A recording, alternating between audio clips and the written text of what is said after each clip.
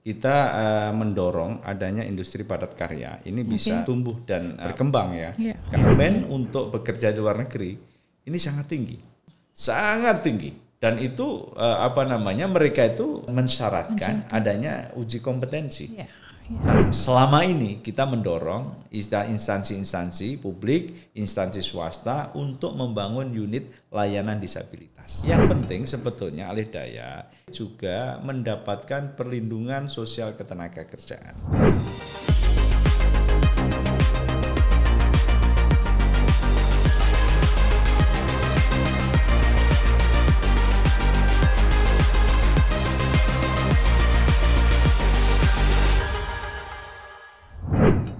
Apa kabar Grafolovers? Setiap pribadi memiliki cara tersendiri untuk menuju sukses. Salah satunya adalah mengenal karakter diri dengan ilmu grafologi. Semuanya terangkum dalam Aksara Bercerita bersama saya Kusuma Prabandari.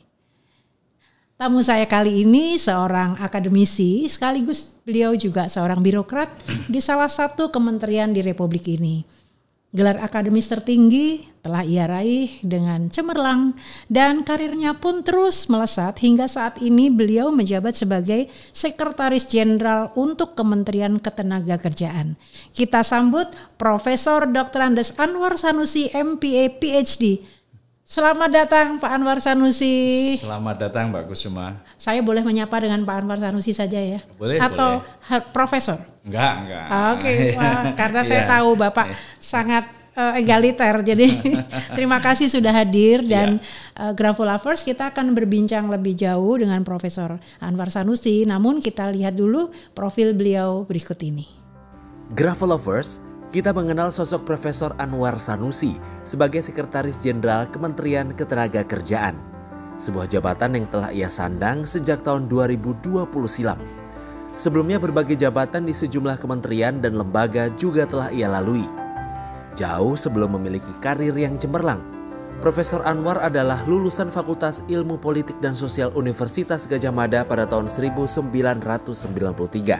Hingga ia meraih gelar PhD di National Graduate Institute for Policy Studies dari Saitama University di Jepang pada tahun 2003. Tak sabar rasanya kita untuk mengenal sosoknya lebih dalam serta mengetahui seluk-beluk ketenagakerjaan, berbagai kebijakan pemerintah terkait tenaga kerja dan implementasinya melalui Aksara Bercerita bersama Kusuma Prabandari. Pak Anwar, terima kasih sekali lagi sudah hadir. Ya, suatu kehormatan Mbak bisa diundang di studio ini di Grafolovers ya, menyapa teman-teman semua. Mudah-mudahan lah apa yang nanti kita bahas ini menjadi sesuatu yang bermanfaat lah ya. Insya Allah seperti itu. Saya mengharapkan sekali dengan diskusi ini.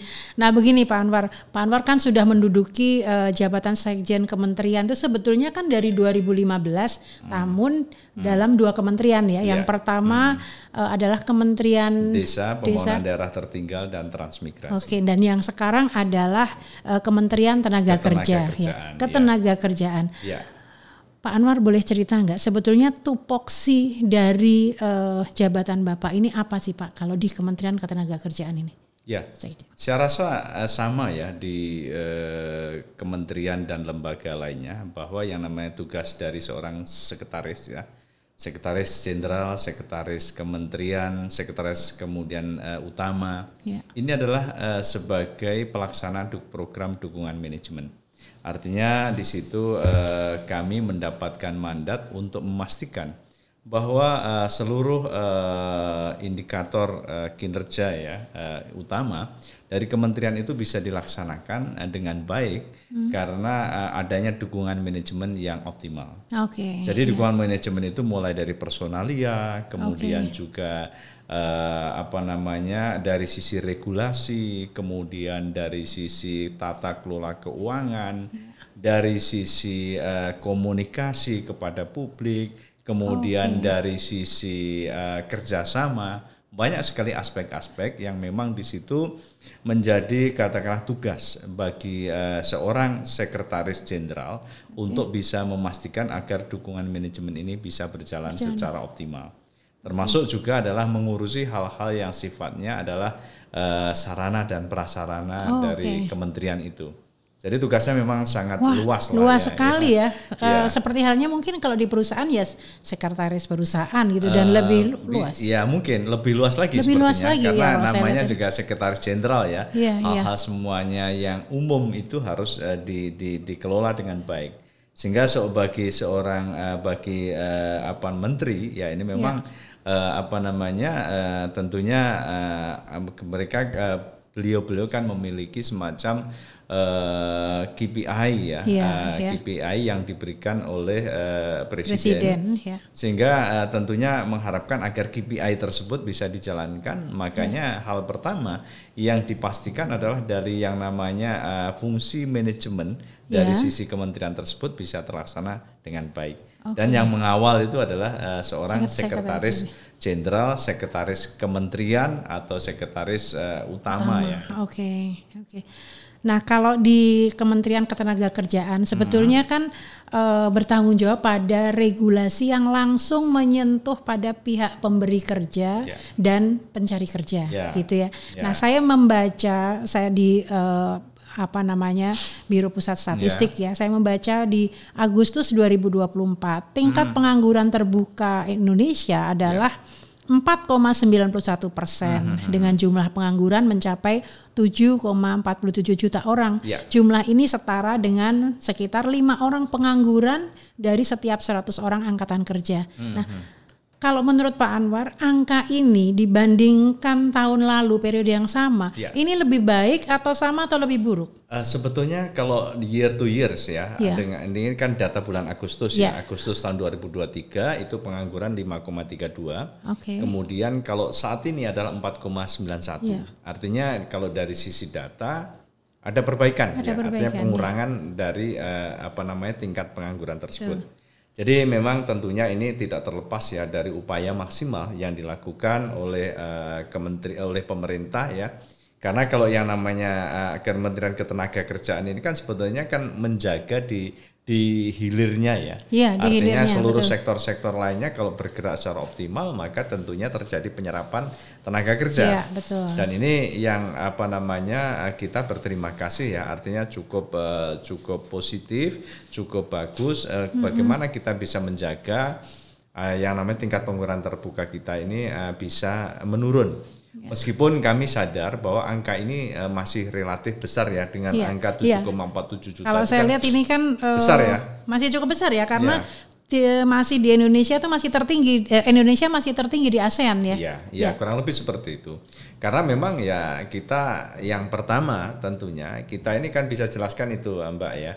Pertama kita berada di sisi populasi terbesar, artinya penduduk kita kan 278 juta, angkatan kerja kita 140, sekarang mungkin sudah 150 juta. Angkatan kerja. Kemudian dari jumlah tersebut ya sekitar 4,91% masuk kategori tingkat pengangguran terbuka. Terus yang kedua, kita itu juga perlu diingat di antara negara-negara ASEAN, kita ini adalah masuk dalam kategori adalah sebetulnya bonus demografi, di mana artinya di situ usia produktifnya tertinggi, sehingga akhirnya inilah yang memberikan tadi kontribusi kenapa istilahnya tingkat pengangguran kita ini masih cukup besar lah dibanding dengan negara-negara ASEAN.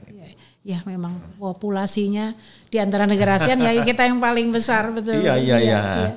Nah Pak Anwar sebetulnya gini, regulasi pemerintah apa saja sih sebetulnya kalau menurut Anda yang dianggap kondusif untuk memperkecil angka pengangguran? Jadi kan banyak sekali ya regulasinya tentu saja, tapi dalam 1 tahun terakhir ini let's say apa sih yang regulasi yang menonjol gitu yang memang sangat signifikan mengurangi angka pengangguran? Meskipun itu pelaksananya nanti pada industri ya, Jadi kami lihat bahwa memang berbagai regulasi-regulasi memiliki kontribusi. Namun demikian kami melihat ada regulasi yang memang di sini artinya regulasi bagaimana kita mendorong adanya industri padat karya. Ini bisa tumbuh dan berkembang ya. Karena memang di dalam sektor ini banyak menyerap sekali tenaga angkatan kerja ya. Terus yang kedua itu adalah kita terus berupaya untuk menyiapkan dari sisi angkatan kerja melalui berbagai pelatihan-pelatihan vokasi. Okay. Ya, ini kan pelatihan vokasi ini kan menjadi satu aktivitas untuk meningkatkan keterampilan dari para pencari kerja. Meskipun juga ini masih kami melihat antara kapasitas kita dengan kebutuhan ini juga masih sesuatu yang perlu ditingkatkan. Masih harus ditingkatkan. Nah, yang ketiga tentunya tadi usaha-usaha pemerintah untuk menciptakan satu ekonomi yang kondusif agar terjadi semacam stabilitas karena memang untuk orang bekerja ini kan diperlukan sebuah kondisi ekonomi dan politik yang juga kondusif. Harus kondusif, betul. Ya, karena kalau tidak orang juga akan ibaratnya konsentrasi nggak bisa lebih fokus bagaimana nggak bisa fokus itu Mbak. Betul. Akhirnya inilah yang menjadi menurut saya kontribusi dari tadi penurunan tingkat pengangguran terbuka dibanding tahun 2023 yang 5,31 sekarang menjadi 4,91. Nah, tadi sempat disebutkan mengenai vokasi ya. Apakah menurut Bapak memang ada kesenjangan ya antara tingkat pendidikan dengan kompetensi? Ya. Saat ini di Indonesia ini pertanyaan menarik sekali Mbak Kusuma ya. Karena menarik kenapa? Karena ini merupakan fenomena yang ibaratnya selalu terjadi dari waktu ke waktu. Jadi fenomena yang dikenal namanya mismatching ya. Artinya ketidaktepatan antara yang satu kebutuhan kerja dan kompetensi yang dimiliki oleh calon pekerja. Kalau kita berbicara mismatching itu kan selalu dua ya. Yang satu adalah namanya vertical mismatching, yang kedua adalah horizontal mismatching. Kalau vertikal itu artinya antara kebutuhan kebutuhan kerja ini adalah tidak nyambung dengan jenjang studi dari seseorang. Artinya sebetulnya pekerjaan ini hanya untuk level S1, tapi calon yang masuk adalah S2 bahkan S3. Ini kan vertikal ya, artinya sebetulnya ya ada sesuatu mungkin aktivitas-aktivitas yang lain sebetulnya masuk, mohon maaf mungkin adalah sebetulnya terlalu tinggi itu. Yang kedua adalah kalau yang dikenal dan banyak sekali sekarang adalah horizontal mismatching. Artinya antara background studi dengan yang namanya di sini ada kualifikasi pekerjaan ini nggak nyambung. Yang penting mungkin orang bekerja tidak kita terlalu concern terhadap backgroundnya. Seorang insinyur, dia adalah sarjana teknik, tapi memang karena ini kebutuhan adalah untuk seorang bendahara, mungkin jadi bendahara. Kemudian bahkan juga saya pernah memiliki staf, dia backgroundnya adalah seorang perawat, tapi akhirnya menjadi adalah staf umum. Karena yang penting waktu itu adalah fenomenanya yang penting dapat kerja. Dan ini yang memang menjadi tantangan bagi kita. Pertanyaan semula tadi kan adalah peran vokasi ya. Vokasi ini karena sebagai pelatihan, sebagai instrumen untuk kita istilahnya adalah mendekatkan atau melakukan adjustment skill, penyesuaian dari keterampilan dari background pendidikan yang dia miliki dengan tuntutan pekerjaan yang dia peroleh. Jembatannya di situ. Betul. Nah, ini penting sekali ya namanya adjustment skill itu, karena memang kadang-kala di dunia kampus itu lebih banyak kan teorinya toh Mbak. Kita mengalami lah, artinya ketika kita di kampus tidak terlalu banyak praktikum. Tidak banyak sekali kita mengenali apa sebetulnya di situ dunia kerja ini seperti apa. Maka disitulah fungsi yang namanya tadi pelatihan vokasi adalah adjustment skill. Yang kedua adalah fungsi yang dikenal dengan namanya adalah upskilling kan. Artinya upskilling itu adalah merupakan sebuah kebutuhan untuk kita mengupgrade, meningkatkan keterampilan kita. Tentunya itu sangat dibutuhkan bahwa setiap perusahaan kan dia harus melakukan improvement. Selalu harus istilahnya dia meningkat dari sisi produksi, dari sisi kualitas dan sebagainya. Nah, kalau seandainya kita bayangkan karyawan, pekerja, buruhnya itu tidak di-upgrade keterampilan, jadi akan kehilangan istilahnya di situ kehilangan momentum untuk dia bisa berkompetisi. Kemudian yang ketiga yang juga adalah dikenal dengan namanya reskilling. Reskilling. Jadi adalah reskilling itu manakala terjadi banyak Mbak, seseorang ter-PHK misalnya. Ya. Jadi kalau dia ter-PHK, kadang-kala kan yang penting adalah apa pekerjaan yang dia dapat. Yang penting ada pekerjaan. Yang penting dapat pekerjaan. Dapat pekerjaan. Ya. Nah, ketika dia misalnya untuk mencari alternatif dari pekerjaan tersebut, bisa saja dia adalah mencari pekerjaan yang mungkin berbeda dengan pekerjaan sebelumnya. Ya. Mau tidak Saya mau diambil. seorang montir karena memang mungkin kebutuhan pasar sangat banyak adalah di kuliner. Ya. Bisa saja Banting setir menjadi saya cari keterampilan tentang kuliner, itu namanya reskilling. Jadi tiga-tiga itu adalah sangat diperlukan, terutama adalah tadi untuk menutup gap dengan antara tadi tuntutan pekerjaan dan kompetensi yang kita miliki. Gitu. Oke, ya.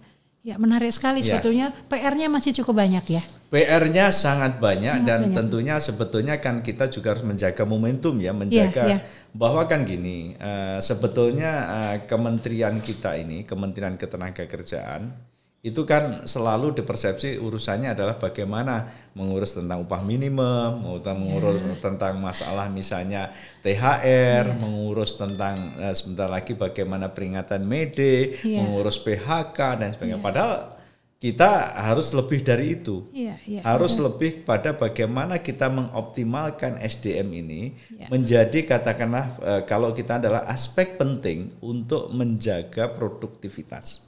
Maka di sini kan harus namanya human manpower, kemudian ada namanya capital human capital investment, human capital potensial. Ini harus sesuatu yang akan kita harus shifting ke situ.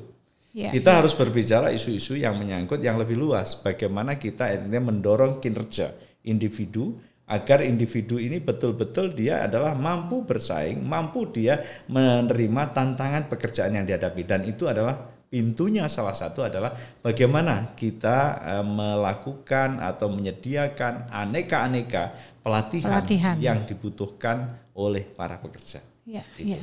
Nah, berarti kaitannya ya kalau tadi Bapak bicara hal tersebut, kualifikasi tenaga kerja yang kompeten. Kita kan melihat sekarang ya, diperlukan atau banyak dilakukan sertifikasi profesi. Yes. Ya. Ini kaitannya bagaimana Pak Anwar? Sertifikasi profesi, kemudian tadi sudah disiapkan untuk vokasi, sementara ada profesi masih disertifikasi. Ya. Ini di mana di linknya? Saya begini Mbak Kusuma ya. Artinya bahwa sebetulnya sertifikasi ini kan sesuatu yang memang diperlukan untuk menunjukkan akan kompetensi seseorang. Ya. Artinya kalau dia diakui kompetensinya gitu ya. Adalah sebagai katakanlah tenaga profesinya sebagai kuliner. Profesinya misalnya adalah menjadi tenaga di situ untuk chef misalnya mode fashion. Oh, untuk fashion, oke. Ya. Kalau kita dengan memiliki sertifikasi dan itu diterbitkan oleh memang LSP, lembaga sertifikasi profesi. Ini kan akan memberikan semacam confident bahwa saya terkait dengan ini mungkin di tingkat pemula, tingkat kan ada 3 tingkatan ya. Nah, ini menunjukkan bahwa kita memiliki yang namanya di situ bukti bahwa kita kompeten terhadap bidang di mana di situ adalah kita dapat sertifikat. Nah, tadi kaitannya dengan lembaga pelatihan ya. Kan kita lembaga pelatihan sebetulnya kan cara kita untuk mengejar, untuk mendapatkan di situ kan keterampilan. Nah, memang kan ada step berikutnya yang harus dipenuhi. Cara ngejar buktinya apa? Ya harus memiliki sertifikasi. Kalau kami di Kementerian Ketenagakerjaan itu kita kenal namanya pelatihan berbasis kompetensi, Mbak. Pelatihan berbasis jadi kompetensi. PBK ya. Jadi seseorang yang dilatih itu adalah setelah pelatihan uji kompetensi. Kemudian dia mendapat sertifikat. Jadi betul-betul istilahnya basis kompetensi yang dibuktikan sertifikat. Nah, ini penting sekali ya, karena memang dengan adanya sertifikasi tadi jadi bukti. Dan kita mengejar untuk dengan negara-negara, kan kita ada namanya SKKNI ya. SKKNI. Nah, kita ini adalah SKI Standar Kompetensi Kerja Internasional, SKKI ya. Kita tuh pengen adanya semua kalau bisa mengarah bahwa sertifikat yang kita miliki ini memiliki istilahnya adalah daya rekognisi yang memang diakui oleh secara internasional. Secara internasional. Ini adalah ke depannya, tapi tahapan sekarang. Jadi supaya juga bisa compete kalau mereka kerja di luar ya. Karena misalnya gini ya, kita contohnya sekarang itu kan job order ya. Betul. Demand untuk bekerja di luar negeri ini sangat tinggi. Sangat tinggi. Dan itu mereka itu selalu mensyaratkan adanya uji kompetensi. Ya. Seseorang menjadi adalah elderly care. Ya, caregiver ya. Caregiver. Atau misalnya Anda menjadi ada building maintenance atau di hospitality. Nah, apapun. Itu kan dia diuji dulu. Kompetensi. Betul. Plus kalau sekarang itu harus soft kompetensi ya. Artinya, soft kompetensi kan bahasa. Kan? Bahasa. Nah, dengan kita misalnya katakanlah ada yang nama mutual recognition. Ada artinya pengakuan yang saling mengakui terhadap sertifikat kompetensi. Saya sudah lulus sebagai tenaga misalnya di situ adalah di agriculture untuk pengolahan makanan. Untuk misalnya di food processing. Atau mungkin saya adalah lulus sudah di situ untuk pengolahan misalnya pupuk dan sebagainya di pertanian. Nah kan nggak harus ujian kompetensi, tinggal saya membuktikan soft kompetensi saya misalnya karena itu di Jepang, maka tinggal uji kemampuan bahasa Jepang, Nihongo-nya level di mana. Nah ini Mbak, ini kita dorong, makanya BNSP ya kebetulan BNSP itu Badan Nasional Sertifikasi Profesi itu kan lembaga non struktural di bawah Kementerian Ketenagakerjaan. Ini kita terus istilahnya genjot mandat terus. Ayo semua kembangkan SKKNI kita sudah berapa semua. Kalau yang belum kita kita bersama-sama asosiasi profesi untuk dan juga kementerian terkait ya untuk kita membuat sertifikasi kompetensi. Setelah itu LSP, kemudian yang sudah itu adalah mengelola untuk menerbitkan yang namanya tadi sertifikat itu. Jumlahnya kalau nggak salah masih berapa puluh juta ya, 12 atau 13 itu masih jauh. Masih jauh dengan tuntutan angkatan kerja kita. Karena 150 juta kan, ya nggak harus semuanya lah mungkin, tapi katakanlah itu masih berapa persennya kan itu 10%-nya gimana? Tapi sebetulnya Pak Anwar, mohon maaf nih ya, apakah kalau ASN itu juga ada sertifikasi profesi nggak sih sebetulnya? Jadi pengen tahu nih. Ya. Kalau ASN ini kan begini Mbak ya, ASN itu kalau seseorang itu kan harus profesional. Profesional itu akhirnya kan dia setiap ASN itu memiliki jabatan namanya jabatan fungsional. Jumlahnya sudah sangat besar. Saya nggak tahu update terakhir di atas 130-an lah jabatan fungsional. Macam-macam ya. Bahkan mungkin sudah sekarang mungkin hampir 300-an atau dan itu adalah menunjukkan sebetulnya di situ adalah seseorang ASN itu ketika fungsionalnya di bidang apa?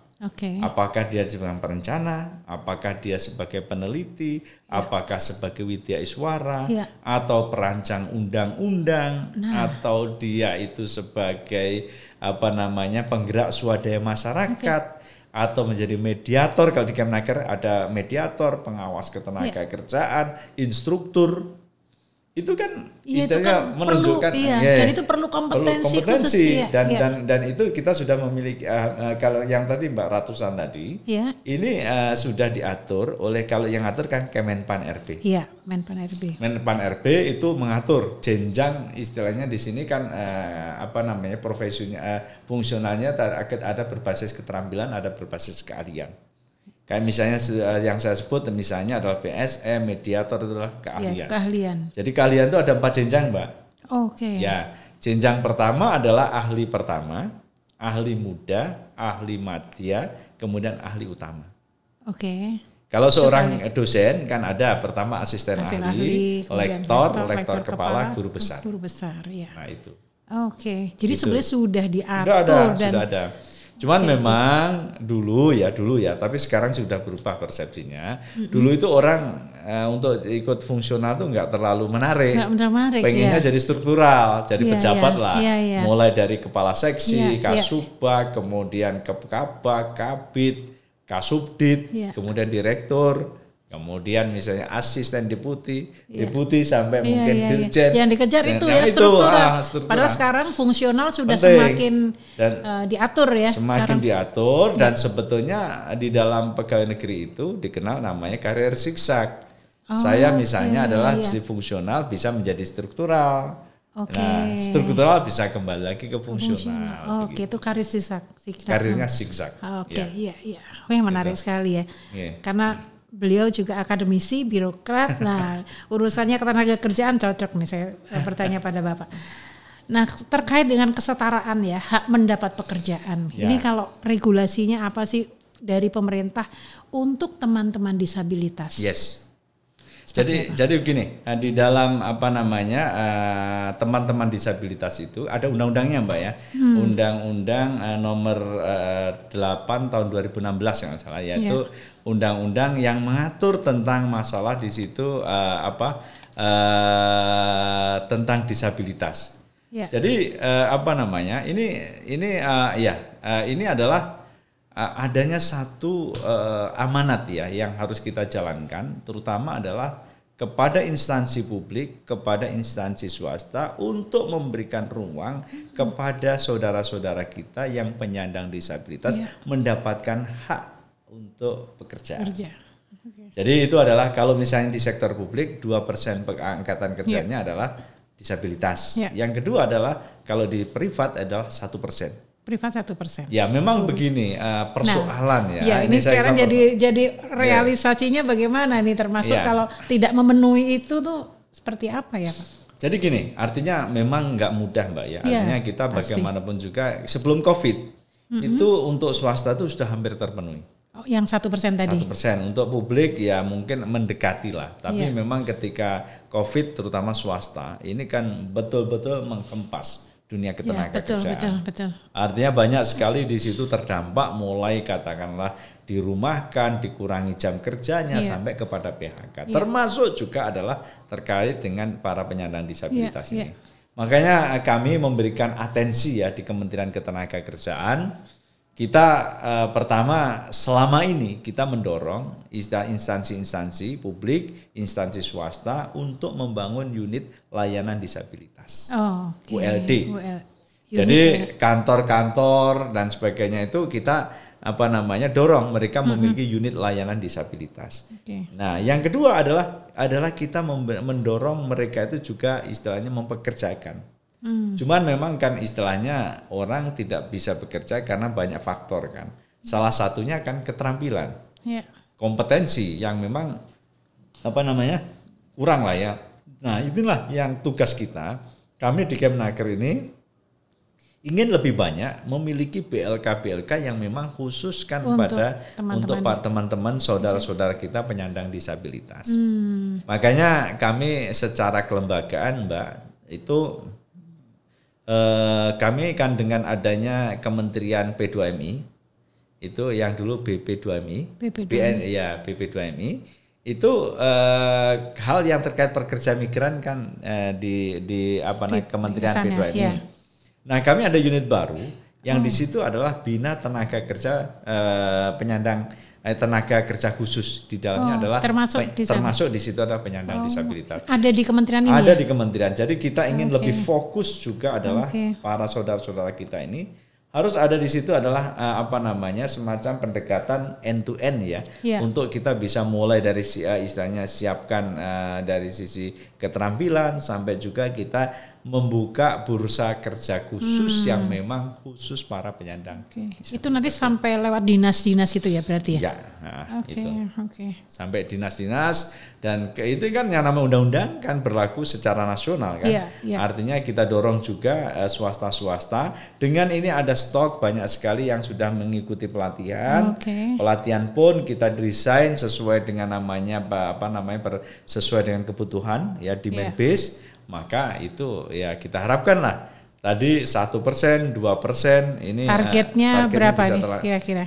Ya kita bisa tercapai ya mudah-mudahan ya, ya. dengan gini kan mudah-mudahan. Ini fokusnya jadi makin ini ya. Iya, makin ini. Artinya kita harapkan misalnya yang terkait dengan P2MI itu pekerja migran, teman-teman Kementerian P2MI. Nah, kami akan tadi juga ada fokus lagi kepada penyandang tenaga kerja khusus yang di dalamnya adalah salah satunya adalah penyandang disabilitas. Selain disabilitas yang dimaksud dalam khusus itu apa ya?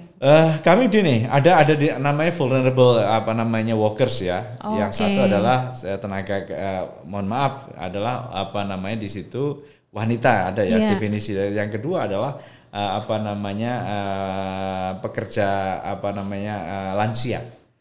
Jadi itu rentan ya itu namanya vulnerable workers lah gitu kalau Karena sebetulnya usia yang di perusahaan pensiun tapi sebenarnya dia masih bisa produktif ya? Iya banyak ya artinya sebetulnya apalagi dengan angka harapan hidup yang semakin tinggi, gizi yang semakin bagus, orang itu produktivitas masih tetap. Saya lihat gini ya, saya sering setiap tahun itu kan melepas para purna kita. Iya. Kalau di pegawai negeri itu kan pensiun kan 58 tahun. 58. Kecuali misalnya eselon 1, 2 itu kan 60. Plus kalau dia menjadi tenaga fungsional kalau utama sampai 65. Oke, katakanlah 60 yang kita lepas rata-rata. Itu saya nggak kelihatan kalau dia itu sudah 60. Kelihatan tuh masih sangat energik, sangat istilahnya mereka itu dari sisi fisik kelihatan masih sangat kuat kan, mereka bisa diberdayakan. Betul. Di dalam. Dan jangan sampai menjadi malah kekecewaan tersendiri karena dia merasa masih mampu tapi tidak ada. Iya, menjadi semacam orang menjadi useless ya. Iya, merasa itu kan begitu. Merasa saya sudah kayaknya nggak digunakan. Ini kan sesuatu yang menurut saya ya semakin membuat mentalnya itu turun, turun. Awalnya sehat, karena mentalnya turun bisa menjadi sakit. Itu. Jadi tadi yang khusus tadi itu termasuk di dalamnya itu. Luar biasa ya sudah terpikirkan sampai di saya. Kalau tadi kita bicara disabilitas, sekarang kalau kita bicara mengenai perusahaan itu, kalau kita bicara privat ya. Kan ada perusahaan besar yang dia mau fokus pada core bisnisnya, sehingga untuk pekerjaan-pekerjaan yang bisa dialihdayakan mereka melakukan alih daya. Nah sebetulnya kalau di Kemenaker ini sebetulnya seperti apa sih policy kebijakan yang tentu saja ingin menyeimbangkan ya kepentingan perusahaan, kemudian perusahaan alih daya, perusahaan yang menggunakan tenaganya dan juga pekerjanya sendiri. Policy apa yang Bapak pandang sampai saat ini tuh masih oke dan apa yang masih perlu perbaikan?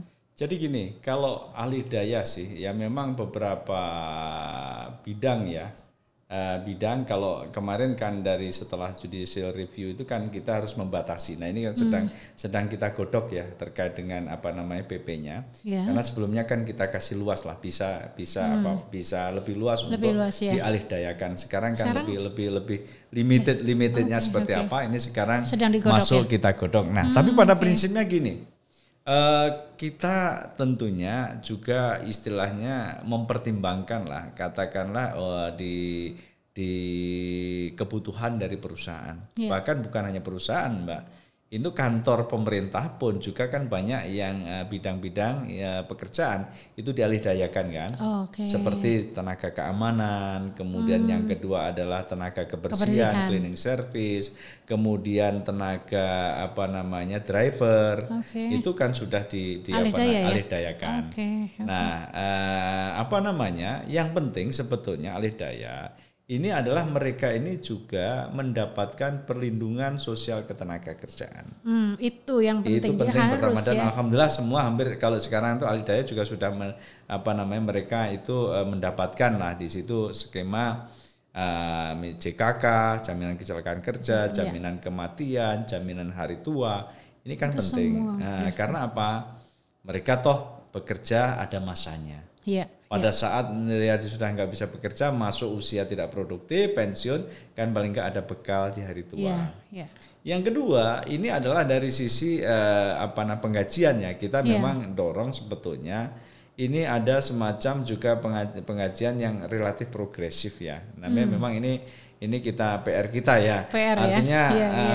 meskipun Anda sebagai katakanlah outsourcing alih daya, tapi ketika ini kan bisa diakui anak alih daya, jangan semua kembali ke nol lagi ya. Kembali ke nol lagi ya. Ini merupakan email yang memang masih menjadi demotivasi sulit juga ya. Ya demotivasi. Jadi masa terus gajinya seperti itu. Nah ini yang kita pikirkan Mbak, ini dan tentunya keberlanjutan dan keamanan kerja itu yang harus kita juga pastikan bisa diperoleh oleh mereka juga itu. Jadi kalau kita bicara soal gaji tadi, saya jadi ingat mengenai kan pemerintah pusat sudah memberikan arahan kenaikan UMP ya 2025 itu kenaikannya 6,5% gitu ya. Ini dan gubernur di provinsi-provinsi mereka sudah sepakat, sudah menetapkan. Kalau saya lihat di 11 Desember baru saja ya. Nah tentu saja kalau saya lihat di media masih ada pro kontra lah. Kalau pengusaha, aduh seperti itu ya. Tapi sebenarnya kalau dari sisi pekerja kan ya itu satu apresiasi ya dari pemerintah. Bagaimana Kemenaker memaknai hal ini? Karena kalau ini kan harus berimbang ya Prof ya. Jadi bagaimana memaknai ini karena kita tahu UMP terendah 2025 tuh masih ada yang 2 juta ya. Iya. Kayaknya. Kayaknya ya mendekati 3 juta lah, 2,8 gitu ya. Oke. Ya. Jadi bagaimana nih mengenai regulasi ini mengenai. Jadi gini ya Mbak ya, artinya kenaikan 6,5% ini kan sebetulnya juga mengikuti amar keputusan dari MK ya, Mahkamah Konstitusi gugatan 168. Itu kan memang di situ terkait dengan upah minimum ini kan memperhatikan alfa ya. Alfa itu kan variabel tertentu yang di situ memperhatikan kebutuhan hidup layak bagi seorang pekerja dan juga mempertimbangkan daya saing dari perusahaan. Sehingga artinya untuk mencari titik temu keseimbangan itu tidak mudah dan ini perlu kami sampaikan Mbak. Bahwa ini hanya berlaku di tahun 2025. Nah, tahun 2026 dan seterusnya. Ini kan kita memang mempersiapkan terutama kan setelah nanti tahun depan kita kan harus melakukan banyak sekali regulasi-regulasi sesuai dengan amar keputusan dari MK tersebut. Makanya ini 2025 kita amankan dulu, baru di awal tahun kita udah berpikir kira-kira gimana sih untuk mencari sebuah formula upah yang memang betul-betul kita ini sudah bisa diterima oleh para pekerja dan juga oleh para pemberi kerja. Dan alhamdulillah sebetulnya relatif kondusif ya. Kami memang saat ini kan ada tambahan lagi Mbak. Kalau kemarin tahun yang sebelumnya kan hanya upah minimum ya. Upah minimum provinsi, upah minimum kabupaten. Sekarang upah minimum sektoral juga ada. Jadi sektor-sektor yang dianggap sebagai sektor-sektor ya unggulan dan sebagainya boleh menetapkan yang namanya di situ adalah upah minimum. Jadi misalnya ya ini menentukan berita baik ya seperti. Iya, berita baik tapi berita yang memang ibaratnya kami dengar dari gubernur, dari ini ini tambah kerjaan ya. Artinya waduh, kalau yang kemarin hanya UMP, UMK selesai, tapi kan ini sektoral. Kan memang itu tadi ya sama, artinya konsekuensi dari keputusan MK ini. Dan memang mudah-mudahan ya ini setelah kita fase 1 tahun 2025 sudah selesai, kita awal tahun 2025 sendiri PR besar tadi adalah kita artinya segera merumuskan regulasi entah mungkin peraturan menteri, mungkin peraturan menteri ya ketenagakerjaan terkait dengan upah minimum. Mudah-mudahan ini kita bisa lalui karena itu akan menjadi pedoman di tahun 2026 bahkan mungkin seterusnya. Kita tidak ingin ya, artinya konsentrasi kita itu selalu setiap tahun ke situ. Soal itu, Coba kita nanti kan berpikir kita lebih bagaimana melihat bahwa para pekerja itu adalah merupakan sumber daya manusia. Betul, aset ya. Aset yang memang di sini harus kita perhatikan, terutama untuk human capital development-nya. Ya. Namanya juga human capital ya, jadi memang harus jadi aset. Betul. Oke, baik. Nah ini saya ingat sekali Presiden Prabowo pernah berjanji bahwa beliau akan membuka 19 juta lapangan kerja baru. Kira-kira bagaimana sih implementasi kebijakan ini sampai saat ini? Persiapannya seperti apa? Dan tentu saja terkait dengan tupoksinya. Ya. Jadi gini Mbak, artinya tadi saya katakan ketenaga kerjaan itu kan hilirnya ya. Artinya memang di hulunya ini kan harus kita lakukan pembenahan. Setiap sektor memang kita harus betul-betul berpikir gimana bisa di situ menciptakan lapangan pekerjaan. Kami contohnya misalnya sektor pertanian. Sektor pertanian ini kan sektor yang sebetulnya kalau kami lihat di desa-desa kebutuhannya banyak, tapi yang namanya di situ orang yang mau bekerja di sektor pertanian semakin berkurang. Kenapa? Karena memang istilahnya dari sisi competitive advantage ini adalah atau bahkan comparative advantage ini nggak terlalu menguntungkan karena upahnya juga masih relatif rendah, kemudian juga ibaratnya di situ masih teknologinya tradisional, tidak menarik anak-anak zilenial, Gen Z, Gen milenial untuk masuk di dalam sektor ini. Makanya mungkin kalau seandainya kita bisa menawarkan berbagai konsep seperti adalah digitalisasi pertanian, smart farming, kemudian kita juga bisa memastikan bahwa bekerja di sektor itu juga menguntungkan secara ekonomi tidak kalah dengan yang lain. Ini saya rasa akan menarik anak-anak Gen Z, anak-anak Gen Y itu untuk bisa bekerja di sektor pertanian. Kemudian sektor yang lain yang mungkin saat ini misalnya booming, pariwisata. Pariwisata ini kan sesuatu yang memang di situ melibatkan banyak di situ jenis pekerjaan kan, Iya, Pak? betul. Mulai dari turis guide, mulai dari pengelola penginapan, mulai pengelola kuliner, pengelola transportasi, semuanya. Iya. Ya, tinggal membutuhkan banyak sekali. Membutuhkan banyak sekali.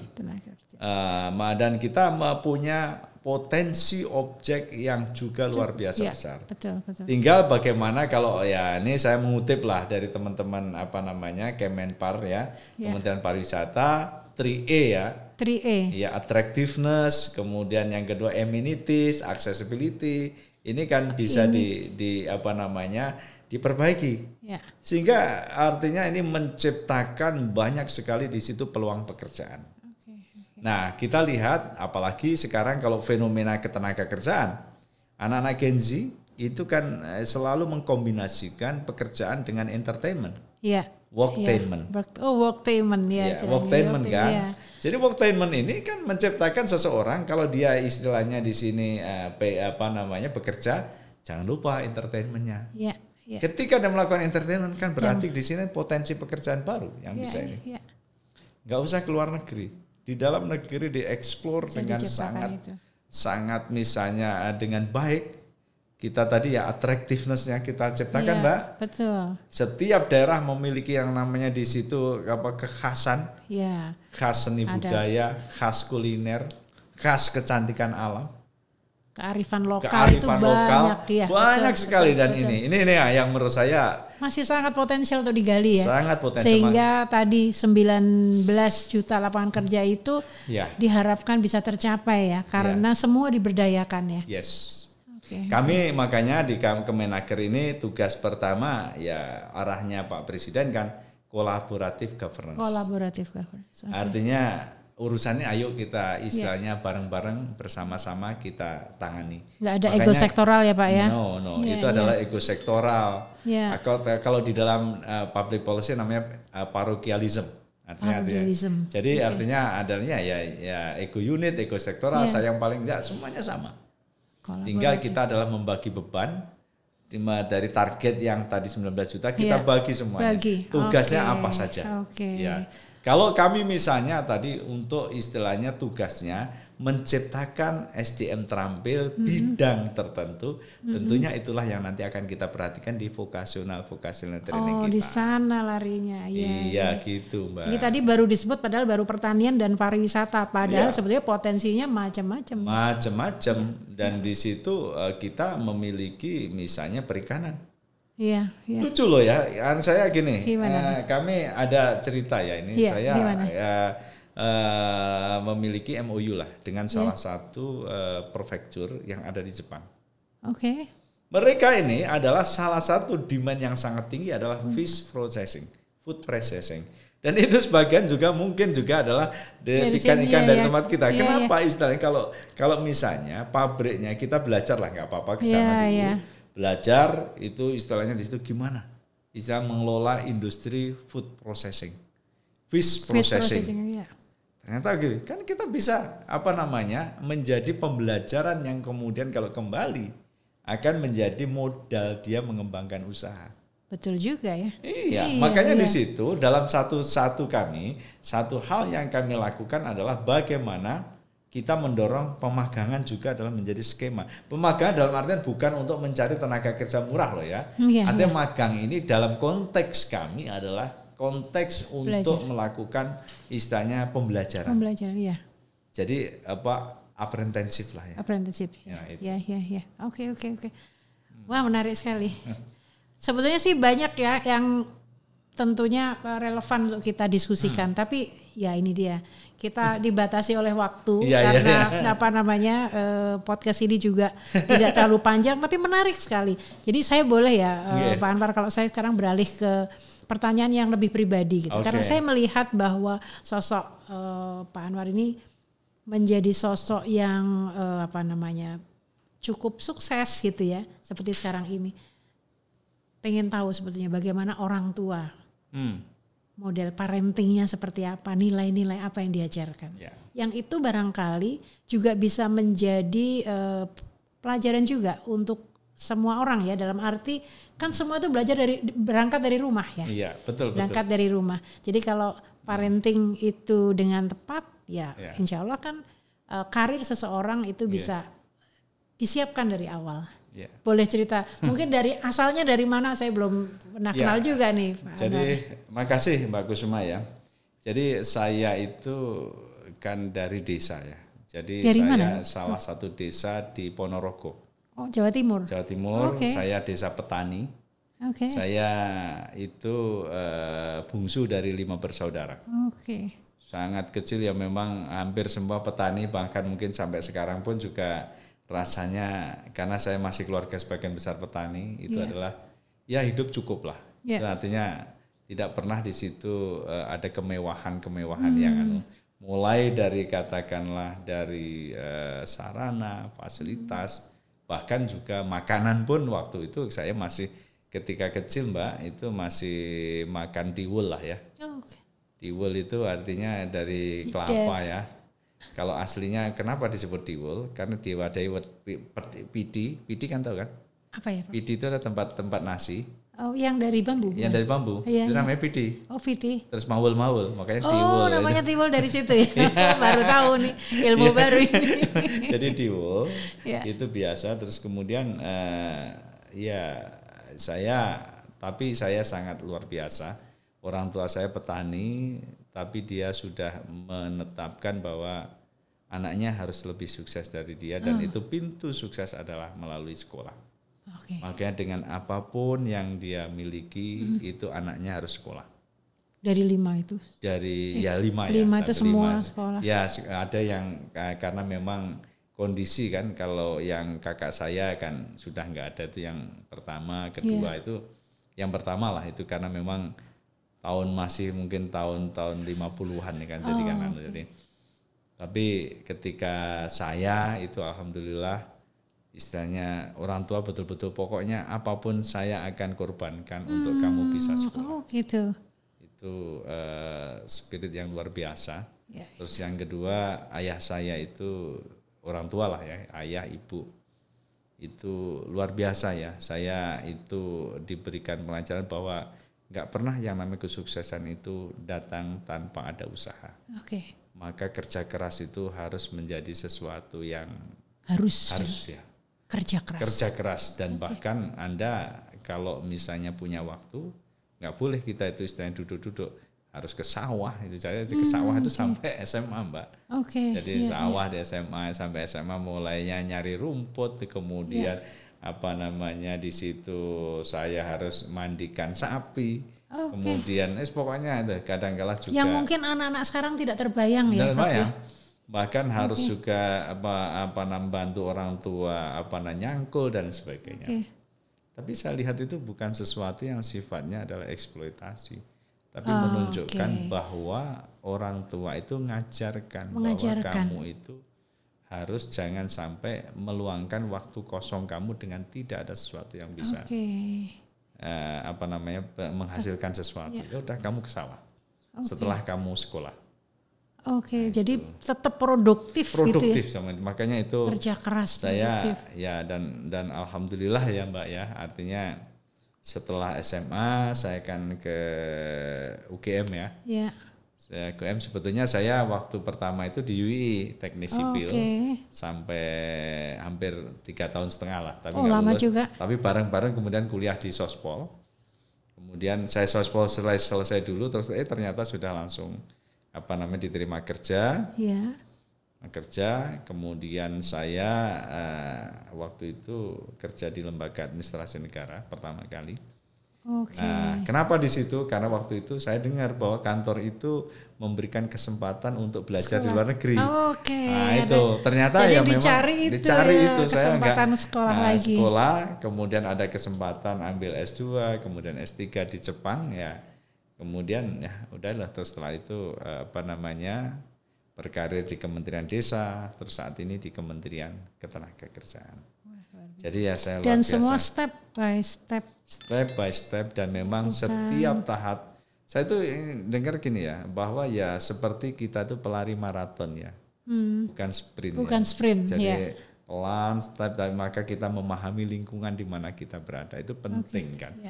Kesuksesan seseorang itu kan salah satu adalah ditentukan oleh keberhasilan untuk mengenali lingkungannya.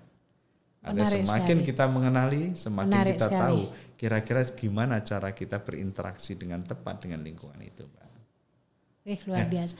Ini sebetulnya menarik sekali kalimat yang terakhir bahwa kita itu perlu mengenali lingkungan agar kita bisa menyesuaikan diri dan sukses dengan lingkungan seperti apapun, seperti itu ya.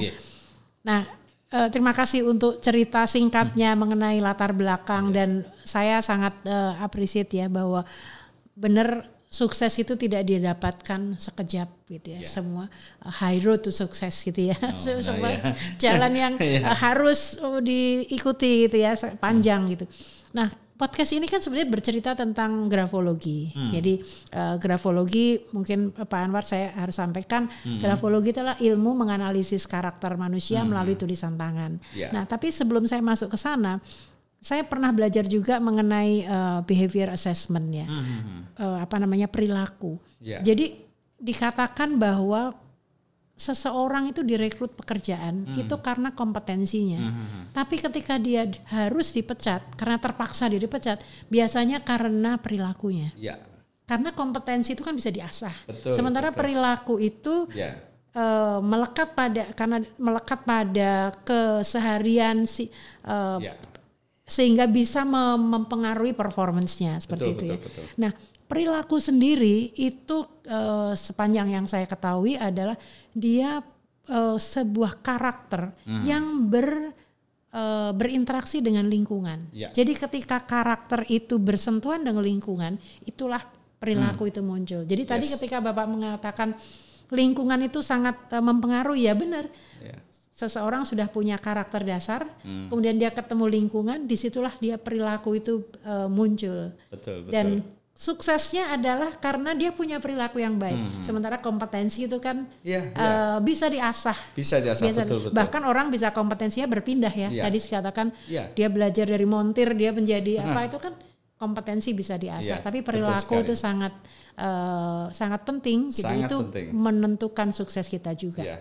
Ada satu apa namanya nice word ya, itu mengatakan your attitude determine your altitude. Ya kan artinya perilaku Anda itu akan menentukan gimana Anda itu berkembang naik gitu loh. Betul. Semakin kamu bagus perilakunya, tentunya itu akan memiliki di situ adalah kesempatan untuk bisa sukses. Setuju. Kami makanya di dalam merekrut pegawai, kemudian kita mendorong ketika promosi dan sebagainya. Kita lihat perilakunya dulu lah. Dalam hal ini integritas ya. Kalau tadi saya setuju bahwa yang namanya kompetensi ini bisa dibentuk, bisa diasah, bisa ditambah betul. Dengan pelatihan, betul, dengan pendidikan. Betul, Tapi yang namanya perilaku ini sesuatu yang melekat, yang memang nanti akan dibentuk. Karakter building itu adalah dengan kondisi. Ya. Jadi karakter, lingkungan, perilaku itu behavior itu satu kesatuan. Betul, saya sangat mungkin nanti kapan-kapan cerita ketika saya kuliah di Jepang, kuliah di UK, kuliah dimanapun yang kebetulan alhamdulillah ya saya mendapatkan kesempatan lah ketika saya lulus S2 S1 ya kan ngelamar S2 itu saya ngelamar 3. Prancis, Australia, Jepang, alhamdulillah 3-tiganya diterima. Beasiswa itu. Nah, itu dan kan yang dipilih adalah Jepang. Kenapa itu? Ya karena apa namanya? Apakah ada spesifik kenapa memilih Jepang? Ada alasan tertentu? Ada alasan tertentu begini, Mbak. Waktu itu memang tahun 96 ya saya berangkat. Itu kan Jepang itu kan masa keemasan ya. Korea masih belum lah ya. Waktu itu Cina juga belum. Kan itu sebuah contoh bagaimana ingin kita itu bukan hanya mempelajari ilmu yang kita ambil ya. Saya kan ngambil policy science. Ya, tapi adalah dibanding itu kan saya ingin ada semacam katakanlah di situ pembelajaran budaya, pembelajaran karakter yang memang bisa saya peroleh dari seorang Jepang itu.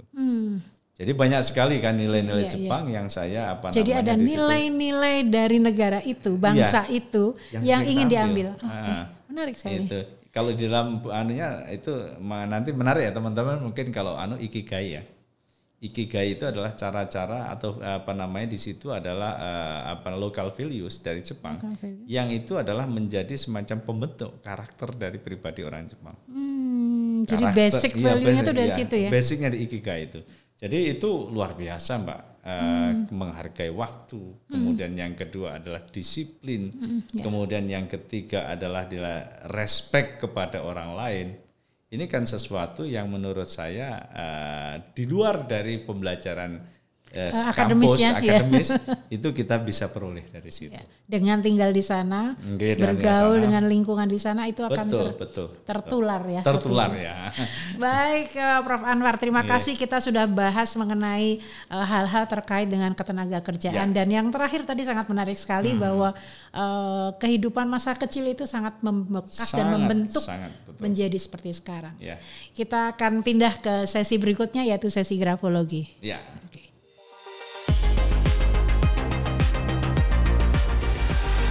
Grafolovers, pada sesi grafologi kali ini saya tidak akan melakukan analisis tulisan tangan seperti pada episode yang lain karena tamu saya kali ini sangat istimewa. Beliau akademisi yang juga sekarang adalah bertugas sebagai birokrat yang banyak bersinggungan dengan kebijakan terkait isu-isu ketenaga kerjaan. Seperti di akhir episode pertama tadi, kami berdua berdiskusi bagaimana pentingnya perilaku itu menjadi modal bagi seseorang. Nah, kami berdua mengatakan bahwa peran penting dari perilaku ini bisa diartikan sebagai, sekali lagi, perilaku adalah karakter atau kepribadian yang telah beradaptasi dengan lingkungan seperti itu. Nah, kondisi lingkungan itu kan beragam. Kita kadang-kadang tidak bisa mengatur lingkungan gitu ya. Tetapi bagaimana kita menyesuaikan diri dengan lingkungan. Maka faktor lain yang menjadi menjadi ukuran adalah kita melihat dulu karakter diri kita seperti apa. Seperti itu. Nah, sebagai praktisi grafologi saya alhamdulillah sudah 18 tahun. Saya meyakini bahwa analisis tulisan tangan itu menjadi salah satu cara untuk melihat atau melihat karakter seseorang. Tanpa saya harus bertemu orangnya, saya mengetahui karakter orang tersebut dengan tulisan tangannya. Nah, maka bagi praktisi grafologi ketika disuguhi selembar kertas berisi tulisan tangan seperti ini misalnya nih ya Prof ya. Saya bisa melihat banyak hal. Tapi saya tidak akan menganalisis tulisan ini. Saya akan mengatakan bahwa kita bisa melihat tulisan tangan ini kita lihat dari semangat orang itu, drive orang itu, kesehatan orang itu, ketertarikan orang itu pada materi. Itu dilihatnya dari mana? Dari bagaimana dia menulis pressure-nya. Jadi kalau ini kertas kita balik, kemudian kita raba begitu ya. Kita bisa melihat apakah dia stresnya ringan, medium atau kuat. Nah, dengan melihat ini kita bisa mengetahui bagaimana stresnya seseorang. Iya, tingkat kesehatan seseorang, semangat seseorang, dan ketertarikan orang itu pada materi. Nah, itu juga bisa dilihat dari dari zona. Jadi saya bicara mengenai zona tulisan ya. Kita bicara mengenai zona tulisan. Zona tulisan itu Prof bayangkan kalau huruf B kecil. Itu zonanya ada zona atas dan zona tengah. B ya. Kalau A itu zona tengah. Kalau G itu zona tengah atas dan zona bawah. Oke. Nah, zona atas ini kita bisa lihat kita bisa pakai untuk melihat drive seseorang. Kemudian spiritual seseorang. Intelektualitasnya itu dari zona atas. Nah, zona bawah sekali lagi ini juga bisa untuk melihat bagaimana concern dia pada materi, concern dia pada kesehatan, itu zona bawah.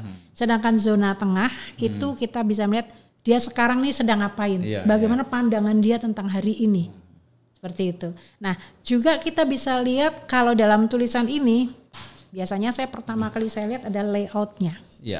Layout seseorang dalam menulis itu kita bayangkan sebagai kita sebutnya sebagai margin. Nah, jadi kalau kita lihat marginnya, margin kiri, kanan, atas dan bawah. Margin kiri itu menggambarkan bagaimana dia bersandar pada masa lalu. Margin kanan bagaimana dia memandang masa depan. Kalau atas itu melihat motivasi dia, bawah itu melihat bagaimana dia berkomunikasi.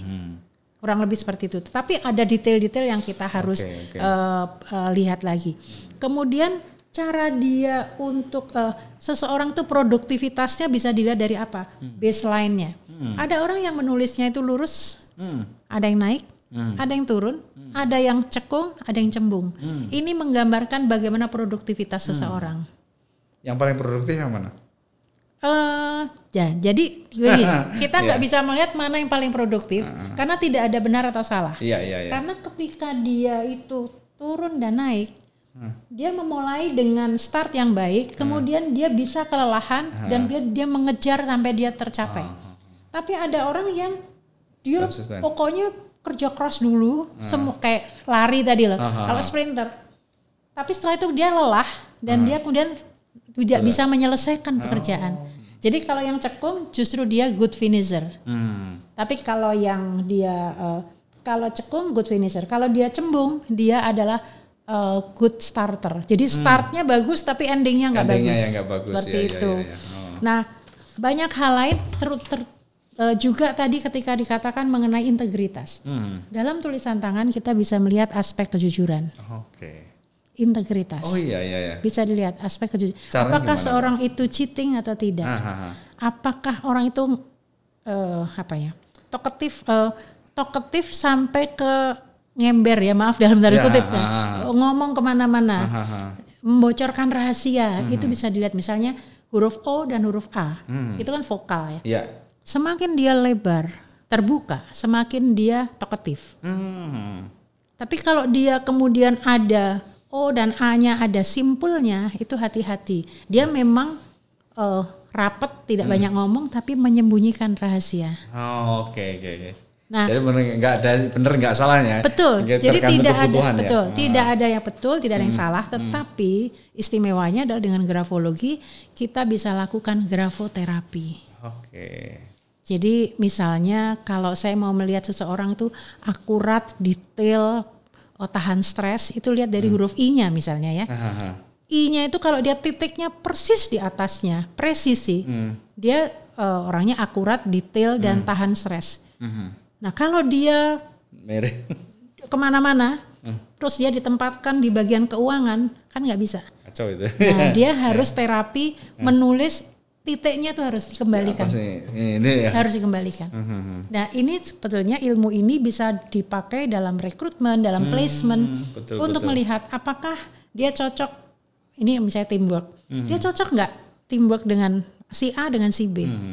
Kalau yang satu sangat talkative, satunya pendiam, bisa saja ada tambahan analisis dia bisa mengintimidasi. Bisa juga begitu. Iya. Jadi ini ilmu ini memang saya senang sekali dan sangat bermanfaat bagi saya selama ini saya membantu perusahaan atau personal, sangat terbantu karena dalam waktu yang singkat kita bisa melihat karakter orang itu. Meskipun kemudian ketika karakter itu bertemu dengan lingkungan, disitulah kemudian behavior itu terjadi.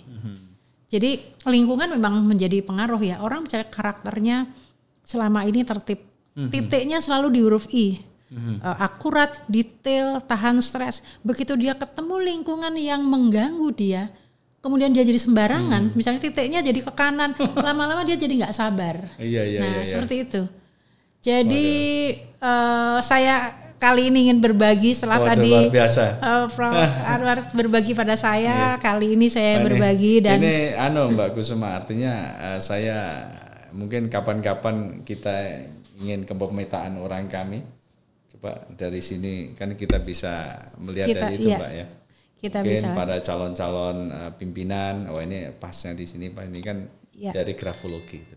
Bisa kita lakukan untuk kebaikan banyak orang. Kalau buat saya ini yang penting untuk kebaikan. Ya, betul. Dan sebetulnya sekali lagi saya juga sampaikan pada dasarnya setiap manusia, setiap orang itu punya karakter yang unik, tidak ada yang sama. Dan tulisan tangan bisa membantu untuk melihat keunikan itu. Betul. Seperti itu, terima kasih untuk pertemuan hari ini. Grafolovers, kita sudah selesai dengan sesi kali ini. Mudah-mudahan apa yang kita diskusikan, saya diskusikan bersama Profesor Anwar Sanusi, memberikan manfaat dan mencerahkan Anda semua. Terima kasih untuk waktu yang diluangkan. Saya menutup sesi ini. Kepada Grafolovers, sampai jumpa lagi pada Aksara Bercerita bersama saya di lain waktu. Sampai jumpa. Sampai jumpa. Terima kasih. Terima kasih.